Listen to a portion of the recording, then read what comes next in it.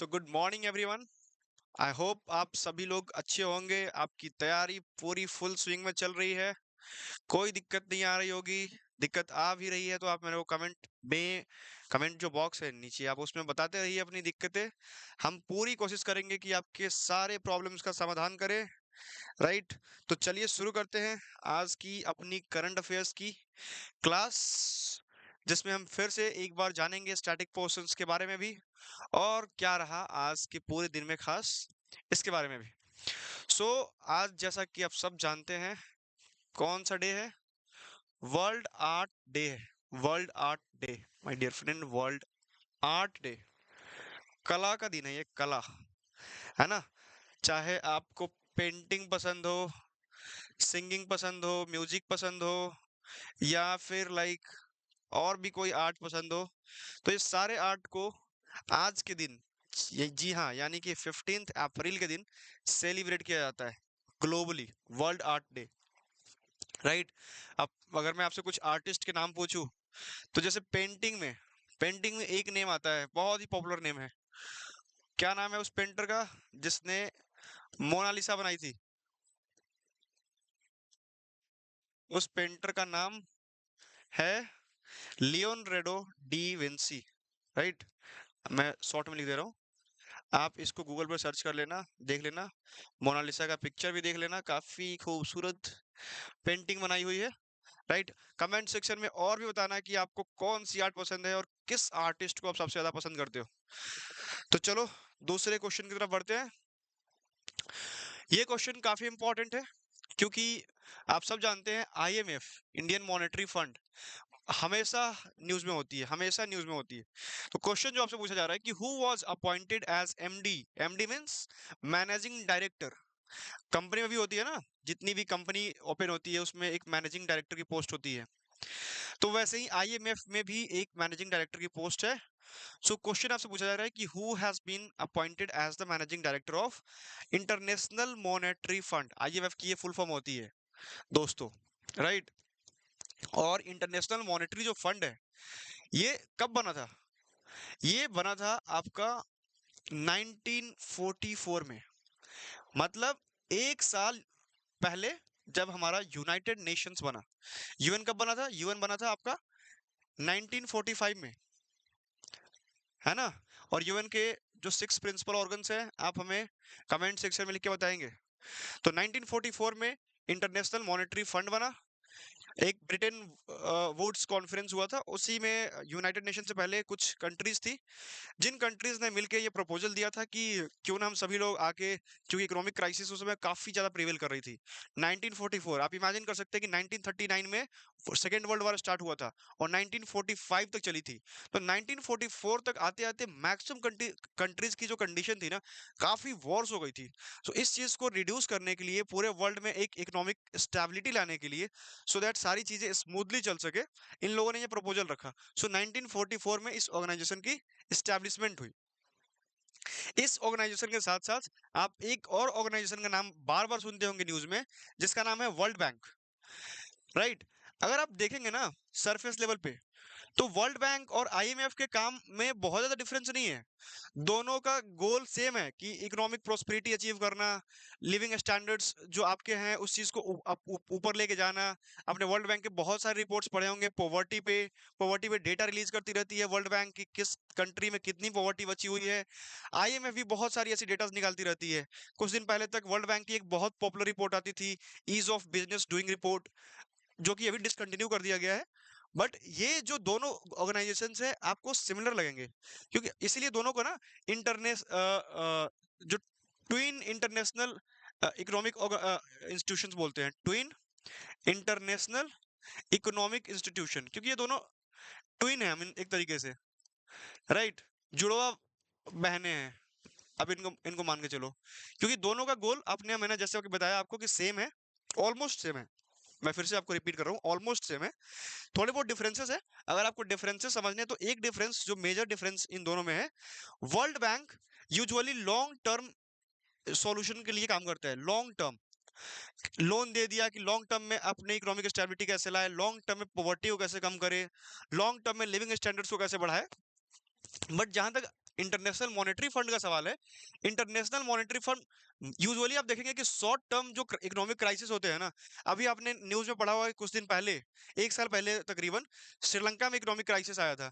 उस समय भी वर्ल्ड बैंक ने यू नो बेसिकली फंड किया था, लोन दिया था श्रीलंका को इकोनॉमिक क्राइसिस से निकलने के लिए। श्रीलंका को छोड़ो, आप इंडिया का 1991 याद करो, जब हमारी देश में इकोनॉमिक क्राइसिस आई थी, राइट। और आपको पता है कि इस इकोनॉमिक क्राइसिस में अगेन आईएमएफ ने हमें मनी लेंड किया था, बट कुछ कंडीशंस इंपोज किए थे, और उसी कंडीशंस का नतीजा था कि हमारा एलपीजी रिफॉर्म, जो बहुत पॉपुलर रिफॉर्म है अपने देश में, एलपीजी रिफॉर्म आया था। एलपीजी रिफॉर्म क्या है friend, my dear friends? So LPG reforms stand करता है एल से लिबरलाइजेशन, कि जितने भी पॉलिसीज है गवर्नमेंट की उसको लिबरलाइज करो, रिलैक्स करो। प्राइवेटाइजेशन, जो आज आप देखते हैं कि ऑलमोस्ट पीक पे चल रही है ना। और ग्लोबलाइजेशन, कि भैया ये ग्लोबल विलेज है, सिर्फ ऐसा काम नहीं चलेगा कि मोनोपोली रहेगी किसी गवर्नमेंट की या किसी पर्टिकुलर कंपनी की, कि मैं ही प्रोड्यूस करूंगा इस प्रोडक्ट्स को। कंपटीशन को प्रमोट किया जाएगा, कि जिसे जो भी कंपनी, आज अगर आपको मान लो टाटा को कम्पीट करना है, कार बनाना है, तो कार बनाओ, कोई दिक्कत नहीं है। क्यों सिर्फ टाटा ही कार बनाएगी, आप भी बना सकते हो कार। तो उसी तरीके से इस चीज को प्रमोट करने के लिए ये रिफॉर्म्स लाई गई, राइट, एलपीजी रिफॉर्म्स। सो ये आपका डायरेक्ट कनेक्शन देख सकते हैं आईएमएफ से, राइट। सो इसके डायरेक्टर के बारे में आपसे पूछा जा रहा है कि इसके डायरेक्टर किसे बनाया गया है। So my dear friend, option number one, ये जो आप देख रहे हैं इमेज में, राइट, ये अभी आईएमएफ के डायरेक्टर अपॉइंट की गई है। इनका क्या नाम है? क्रिस्टलिनिया जॉर्जिविया। सो क्रिस्टलिनिया जॉर्जिविया को आईएमएफ का मैनेजिंग डायरेक्टर बनाया गया है, राइट। आईएमएफ के बारे में एक चीज मैं आपको और छोटी सी चीज बताता हूँ। आईएमएफ को इसलिए ना अभी देखा जाता है कि बायस्ड है, क्योंकि यहाँ पे वोटिंग जो शेयर है ना, वोटिंग राइट्स, जिससे ये मैनेजिंग डायरेक्टर वगैरह चूज किए जाते हैं, वोटिंग राइट्स आपकी इकोनॉमिक कंडीशन को देके बनाई गई है। मतलब जिसका जितना आईएमएफ में शेयर है उसके अकॉर्डिंग उसको वोटिंग राइट्स दी गई है। तो ये काफी बायस्ड चीजें हैं, क्योंकि इसीलिए जो छोटी कंट्रीज है, डेवलपिंग कंट्री और अंडर डेवलप कंट्रीज, इनके ऊपर काफी सारे रेस्ट्रिक्शंस लगाए जाते हैं, काफी सारे बायस्ड रूल्स बनाए जाते हैं, राइट। सो एक चीज ये आप समझ सकते हैं। तो अभी हमने देखा आईएमएफ के बारे में, वर्ल्ड बैंक के बारे में, कैसे दोनों ट्विन इंटरनेशनल इकोनॉमिक इंस्टीट्यूशंस है। 1944 में बना था, यूनाइटेड नेशन के एक साल पहले, right. Long term goal achieve करने के लिए कौन है? वर्ल्ड बैंक है। शॉर्ट टर्म इकोनॉमिक क्राइसिस को हैंडल करती है इंटरनेशनल मॉनेटरी फंड। इंडिया के एलपीजी रिफॉर्म्स को भी हमने शॉर्ट में देखा, राइट। सो ये रहा आपके क्वेश्चन 2 के बारे में। आई होप कि ये क्वेश्चंस आप ये पूरा क्रोनोलॉजी समझ पाए होंगे, बहुत इंपॉर्टेंट है दोस्तों, हर बार क्वेश्चंस पूछे जाते हैं। एक चीज और मैं भूल रहा था, काफी इंपॉर्टेंट चीज है, हेडक्वार्टर इनका याद रखना। इनके हेडक्वार्टर को बहुत आसानी से आप याद रख सकते हो, क्योंकि ट्विन इंटरनेशनल इकोनॉमिक इंस्टीट्यूशंस है, तो दोनों के हेडक्वार्टर सेम जगह पे है, और वो है Washington DC. Washington DC, DC मतलब डिस्ट्रिक्ट ऑफ, वहां की जो एक स्टेट है कोलंबिया, इसी के नाम पे पड़ा हुआ है डीसी, ठीक है। नेक्स्ट क्वेश्चन की तरफ बढ़ते हैं। Who has been selected for the honorary Palme d'Or at Cannes film festival 2024? Cannes एक दोस्तों जगह है, कहाँ पे? ये कैंस सिटी है। ये कहाँ पे सिटी है? फ्रांस में। नाम से ही आप देख पा रहे होंगे, ये जो फैम डी और इस तरीके के जो नेम आते हैं, फ्रेंच नेम्स ही होते हैं। सो ये जो सिटी है फ्रांस में है। इसमें एक बेसिकली पर्सन है जिन्हें ये ऑनरेडी, ये बेसिकली अवार्ड है, काफी प्रेस्टिजियस अवार्ड है, पैम पैम डियो। सो ये अवार्ड दिया गया है इस जेंटलमैन को, जो एक फिल्म मेकर है, बहुत ही पॉपुलर फिल्म मेकर है। आप सबने नाम सुना होगा अगर आप हॉलीवुड की फुल फिल्में देखते होंगे तो। और इनका नाम है जॉर्ज ल्यूकस, राइट। सो ये याद रखिएगा कैंस फिल्म फेस्टिवल के बारे में। ये सिटी है एक फ्रांस में। मैं इसलिए आपको ये सारी चीजें बता देता हूँ ना, कि आसान हो जाएगा आपके लिए याद करना। कल भी मैंने डस्ट लेक के बारे में बताया था, है ना, कि कैसे एक सिटी है उज्बेकिस्तान में। आप आज कैंस के बारे में देख सकते हैं।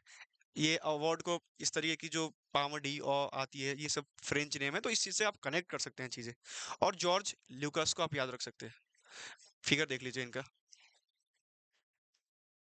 चलिए, question number 4, from whom is the Indian defence ministry purchasing 97 LCA light combat aircraft mark 1A fighter planes. किससे खरीद रही है भैया?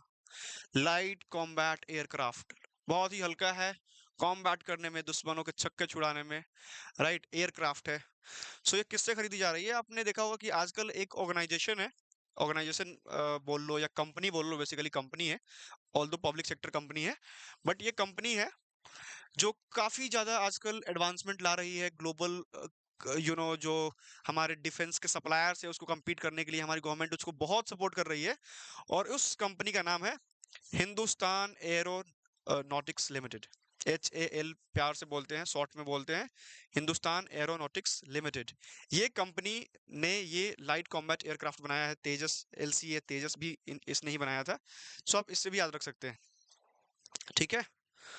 चलिए नेक्स्ट क्वेश्चन की तरफ बढ़ते हैं। Who has been selected for the prestigious John Dirks Award in Global Health? Global health में एक प्रेस्टिजियस अवार्ड दिया जाता है जिसका नाम है जॉन डिर्क्स अवार्ड। ये किसे दिया गया है? ये जो फिगर आप देख रहे हैं या ये जो पिक्चर देख रहे हैं, ये पिक्चर है डॉक्टर गगनदीप कांग का।